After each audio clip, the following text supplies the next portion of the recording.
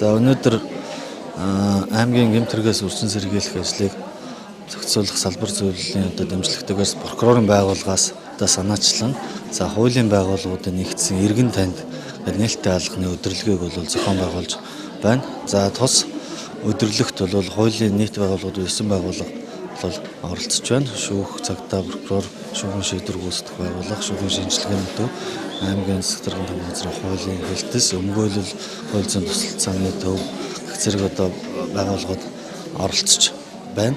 Тос өдөрлөгт бол иргэдийг хуулийн үйлчилгээг нэг цэгээс нэг дороос авах энэ үйл ажиллагааг зохицоор нь үзүүлж байгаагаар онцлог ийм үйл ажиллагаа болж байна.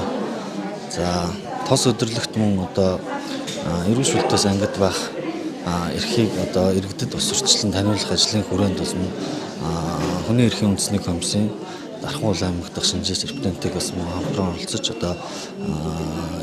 хуулийн байгууллагуудтайгаа хамтран эрүүл шүүлтээс ангид байх эрхийг иргэдэд сурталчлан таниулах ажиллагаа хийж байгаараа юм онцлог ажил болж байна.